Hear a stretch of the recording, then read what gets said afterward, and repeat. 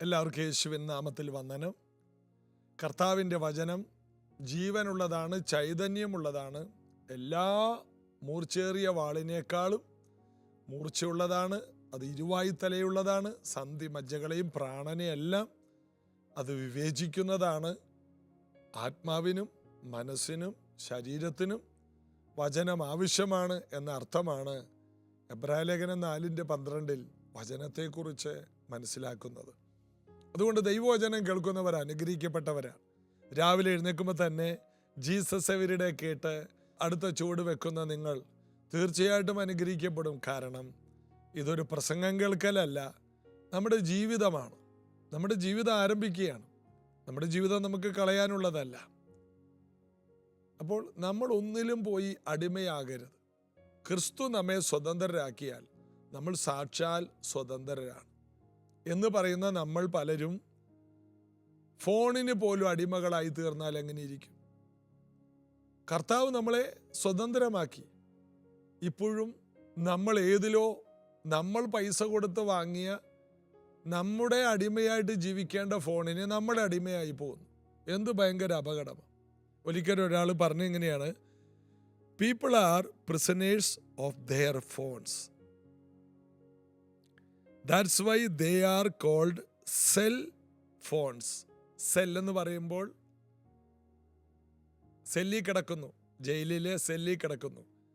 അതുകൊണ്ടാണ് cell phones എന്ന് വിളിക്കുന്നതെന്ന്. കാരണം എന്താണ്? ജനങ്ങളിപ്പോൾ സെൽ ഫോണിലാണ്.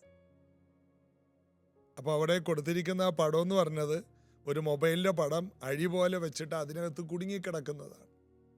എത്ര ഭയങ്കരമായ ഒരു അപകടമാണ്. നമ്മൾ അധ്വാനിച്ചുണ്ടാക്കിയ പണം നമ്മെ അടിമപ്പെടുത്തരുത്.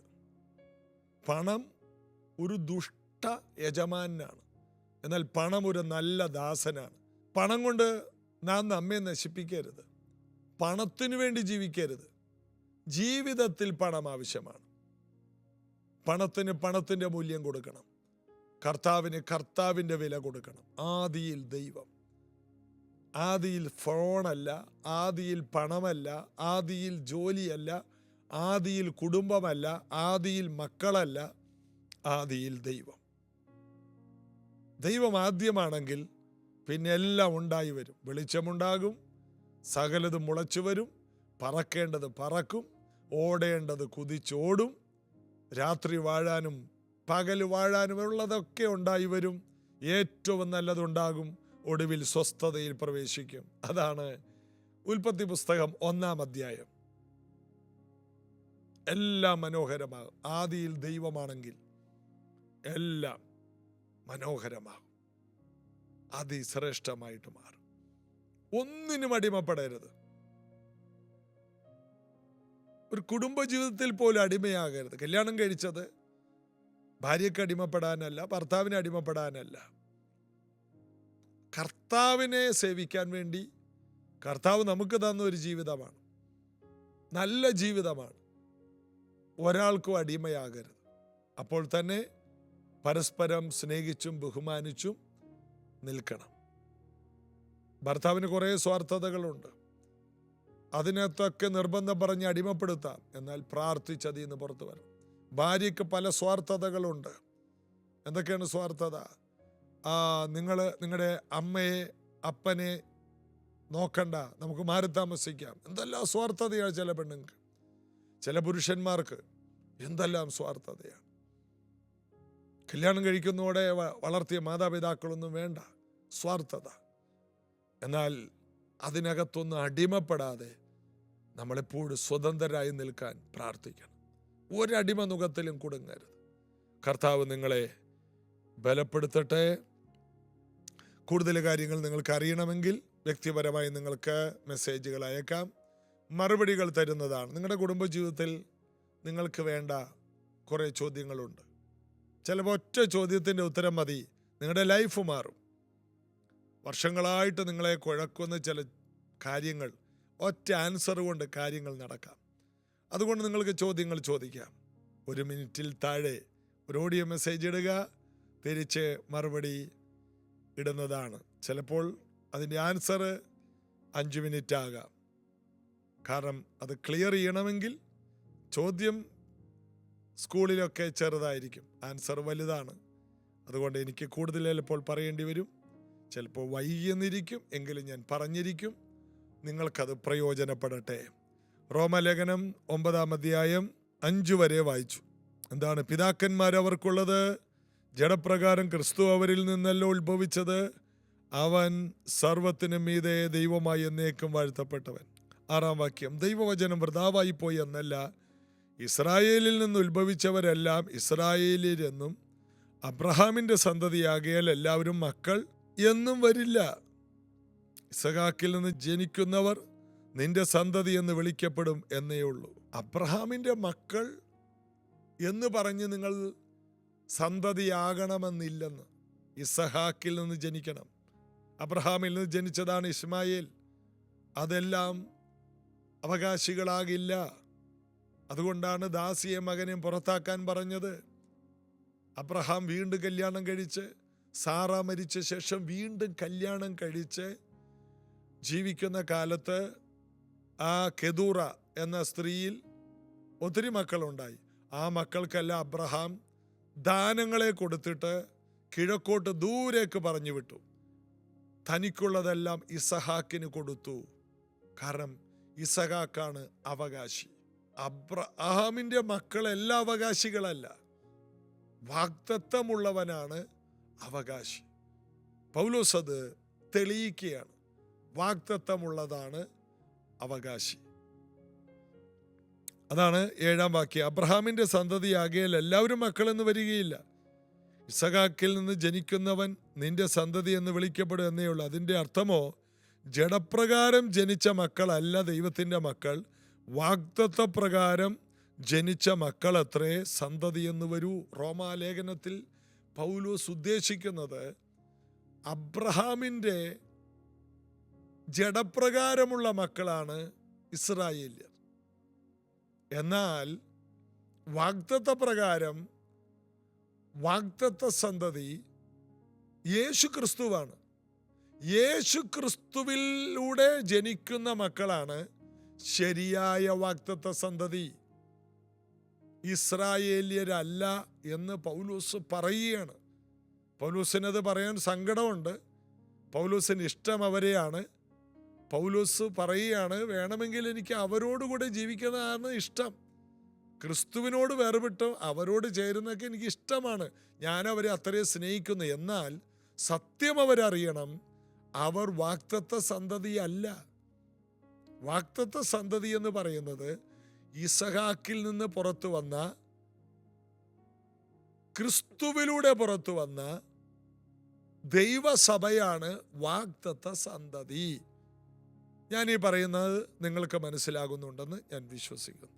അതായത് ഇന്ന് ഇസ്രായേലിൽ കാണുന്ന ആ വലിയ രാജ്യത്തേക്കാൾ വിലപ്പെട്ടവരാണ് യേശുവിനെ കർത്താവും രക്ഷകനുമായി സ്വീകരിച്ച ദൈവമക്കൾ. കാരണം അവൻ സ്വന്തത്തിലേക്ക് വന്നു, സ്വന്തമായവർ അവനെ കൈക്കൊണ്ടില്ല. ചാൻസ്, ഒന്നാമത്തെ ചാൻസ് ഇസ്രായേലിനാണ് കൊടുത്തത്. സ്വന്തത്തിലേക്ക് വന്നു, സ്വന്തമായവർ അവനെ കൈക്കൊണ്ടില്ല. എന്നാൽ അവനെ കൈക്കൊണ്ട് അവൻ്റെ നാമത്തിൽ വിശ്വസിക്കുന്ന ഏവർക്ക് ദൈവമക്കളാകാൻ, വാഗ്ദത്തപ്രകാരമുള്ള അവകാശികളാകാൻ, വാഗ്ദത്തപ്രകാരമുള്ള അബ്രഹാമിൻ്റെ മക്കളാകാൻ അവൻ അധികാരം കൊടുത്തു. അതുകൊണ്ടാണ് അബ്രഹാമിൻ്റെ അനുഗ്രഹം ക്രിസ്തുവേശുവിലൂടെ ജാതികൾക്ക് വന്നു എന്ന് ഗലാത്യലേഖനം 3:14 പറയുന്നത്. 13 പറയുന്നു, മരത്തിൽ തൂങ്ങുന്ന ഏവനും ശപിക്കപ്പെട്ടവനെന്ന് എഴുതിയിരിക്കുന്ന പോലെ ക്രിസ്തു നമുക്ക് വേണ്ടി ശാപമായി. അങ്ങനെ അബ്രഹാമിൻ്റെ അനുഗ്രഹം യേശു ക്രിസ്തുവിലൂടെ ജാതികളിലേക്ക് വന്നു. ജാതികൾ ഇന്ന് വാഗ്ദത്ത സന്തതിയായി.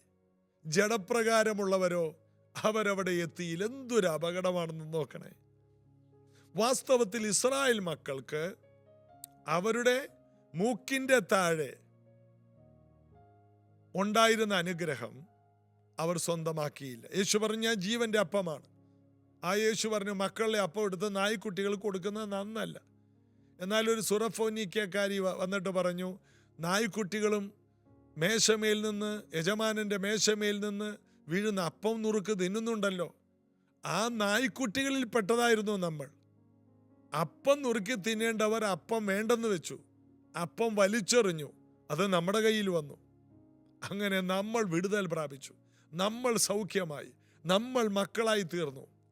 യേശുവാകുന്ന ജീവന്റെ അപ്പം അവർ ചവിട്ടിക്കളഞ്ഞു, തട്ടിക്കളഞ്ഞു, തള്ളിക്കളഞ്ഞു, തിരസ്കരിച്ചു. അവർ പറഞ്ഞു, ഞങ്ങൾക്ക് പ്രവാചകന്മാരുണ്ട്, ഞങ്ങൾക്ക് അബ്രഹാമുണ്ട്, ഞങ്ങൾക്ക് മോശയുണ്ട്, ഞങ്ങൾക്ക് ന്യായപ്രമാണമുണ്ട്. അന്നു മുതൽ ഈ 2000 വർഷമായിട്ട് ഇപ്പോഴും യേശുക്രിസ്തുവിൻ്റെ പദ്ധതിയോട്, ദൈവത്തിൻ്റെ വലിയ പദ്ധതിയോട് മറുതലിച്ച് നിൽക്കുന്നവരാണ് ഇസ്രായേൽ ജനം. എങ്കിലും അവരെ മുഴുവനുമായിട്ട് ദൈവം തള്ളിക്കളഞ്ഞിട്ടില്ല എന്ന് ബൈബിൾ പറയുന്നു.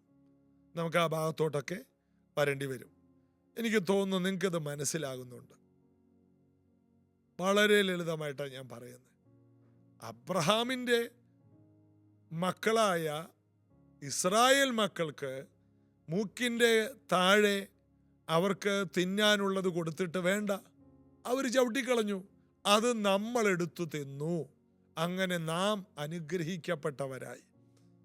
അതിൻ്റെ അർത്ഥം ഇസ്രായേൽ ഇതുവരെ ടിക്കറ്റ് എടുത്ത് പോയിട്ടില്ലെങ്കിലും, ആ രാജ്യത്തിൻ്റെ ഒരു മൂലയിൽ പോലും കാലുകുത്തിയില്ലെങ്കിലും, നമ്മുടെ കൊച്ചു കേരളത്തിലിരുന്നു കൊണ്ട്, കൊച്ചു ഭവനത്തിലിരുന്നു കൊണ്ട് യേശുവേ എൻ്റെ ഉള്ളിലേക്ക് വരണമേ, ഞാൻ അങ്ങേ അംഗീകരിക്കുന്നു എന്ന് പറഞ്ഞപ്പോൾ, അംഗീകരിക്കാത്ത പലരുടെ നടുവിൽ വെച്ച് കർത്താവ് നമ്മെ 2 കൈയും നീട്ടി ചേർത്ത് പിടിക്കുകയായിരുന്നു.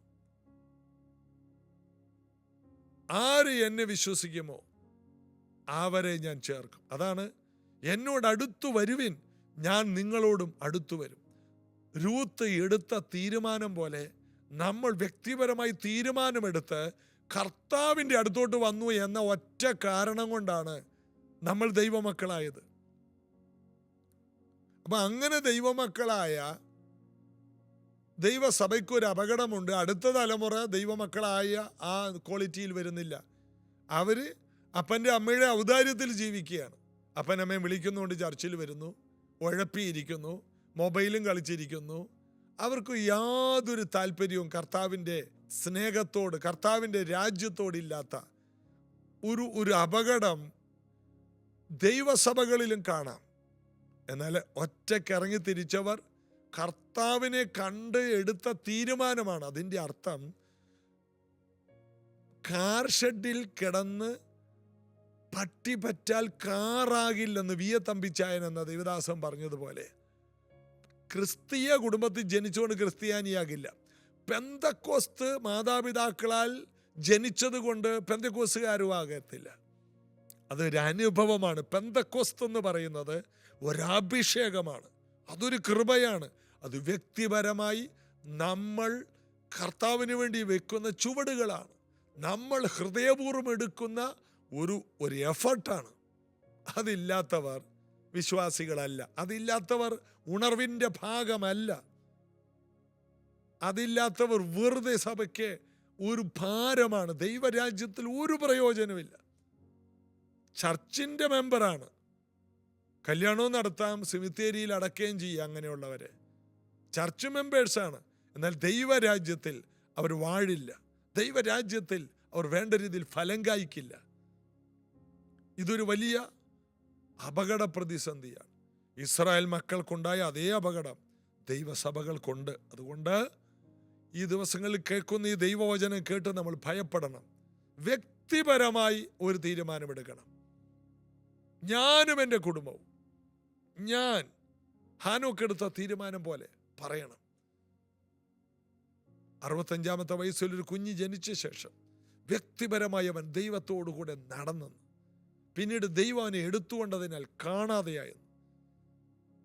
അതിനേക്കാൾ വലിയൊരു വാക്യം പറയാൻ ബൈബിളിലില്ല. 300 വർഷം അവൻ ദൈവത്തോടുകൂടെ നടന്നു. ദൈവം അവൻ്റെ കൂടെ നടന്നെന്നല്ല, ദൈവത്തോടുകൂടെ നടന്നു. ഒരു ദിവസം പോലും അവൻ മുടങ്ങിയില്ല. 300 വർഷം ദൈവത്തോടുകൂടെ. അതുകൊണ്ട് ദൈവം അവനെ എടുത്തുകൊണ്ട് പോയി. ഇതായിരിക്കണം നമ്മുടെ നടപ്പ്. നമ്മുടെ നടപ്പ് അവൻ്റെ വഴിയിലായിരിക്കണം. നമ്മളെടുക്കുന്ന തീരുമാനം സ്ട്രോങ് ആയിരിക്കണം. കഠിനമായ തീരുമാനങ്ങൾ കർത്താവിന് വേണ്ടി എടുക്കണം. വജ്രം പോലെ കടുപ്പമുള്ള തീരുമാനങ്ങൾ കർത്താവിന് വേണ്ടി എടുക്കുന്നവരുണ്ട്. അങ്ങനെയുള്ളവർ ഒന്നും ഒരിക്കലും ലജ്ജിച്ചു പോയില്ല. കർത്താവിന് വേണ്ടി അങ്ങനെ ഉറച്ച തീരുമാനമെടുത്ത് അനുഗ്രഹങ്ങളെ പിടിക്കുന്നവരായി ഈ സീസണിൽ നമുക്ക് മാറാം. പ്രാർത്ഥിക്കാം. യേശുവേ, വജ്രം പോലെ കടുപ്പമുള്ള ഉറച്ച മനസ്സോടെ കർത്താവിന് വേണ്ടി വലിയ തീരുമാനങ്ങൾ എടുത്ത് കർത്താവിനോട് അടുത്തു വന്ന് അനുഗ്രഹിക്കപ്പെടുന്ന ഈ വാഗ്ദത്തങ്ങളെ മുഴുവനും പ്രാപിക്കുന്ന കൃപകളും വരങ്ങളും പ്രാപിച്ച് ഈ അന്ത്യകാലത്ത് ശോഭിക്കുന്ന ഒരു കൂട്ടം ജനം ഇത് കേട്ട് എഴുന്നേറ്റ് വരട്ടെ. ഞാൻ അതിനായി ഇവരെ സമർപ്പിക്കുന്നു. ഇവരതിനു വേണ്ടിയുള്ളവരാണ്. അബ്രഹാമിൻ്റെ മക്കളായ ഇസ്രായേലിന് പറ്റിയ അബദ്ധങ്ങളൊന്നും രക്ഷിക്കപ്പെട്ട ദൈവസഭകളിൽ ഇന്നുള്ള പലർക്കും പറ്റിയ പാരമ്പര്യ അബദ്ധങ്ങളൊന്നും ഇത് കേൾക്കുന്നവർക്കുണ്ടാകരുതേ. എന്നും വ്യക്തിപരമായി ഫ്രഷായി കർത്താവിനോട് അടുത്ത് നിൽക്കുന്ന ഒരനുഭവം അവർക്കുണ്ടാകട്ടെ. അതിനായി അവരെ സമർപ്പിക്കുന്നു യേശുവിൻ നാമത്തിൽ. ആമേൻ. തീർച്ചയായിട്ടും ഈ വചനങ്ങൾ നിങ്ങളെ മാറ്റും. നിങ്ങളെടുക്കുന്ന തീരുമാനങ്ങൾ നിങ്ങളെ മാറ്റും. നിങ്ങൾക്ക് സ്വന്തമായിട്ടൊരു ഡിസിപ്ലിൻ ഉണ്ടാകട്ടെ. കർത്താവ് അനുഗ്രഹിക്കും. നാളെ ഇതേ സമയത്ത് ഒരുമിച്ച് കാണാം.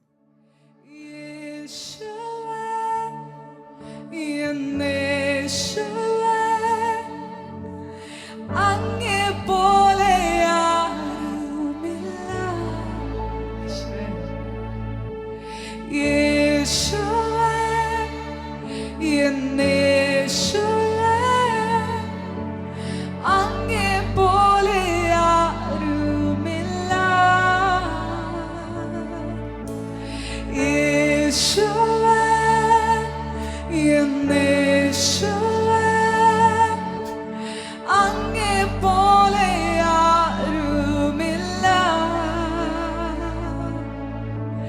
യേശുവേ, എന്നേശുവേ, അങ്ങേ പോലെ ആരുമില്ല. സുന്ദരനേ, അതിശയനേ, മഹോന്നതനേ, എൻ പ്രിയനേ, സുന്ദരനേ, അതിശയനേ, മഹോന്നതനേ, എൻ പ്രിയനേ, സുന്ദരനേ,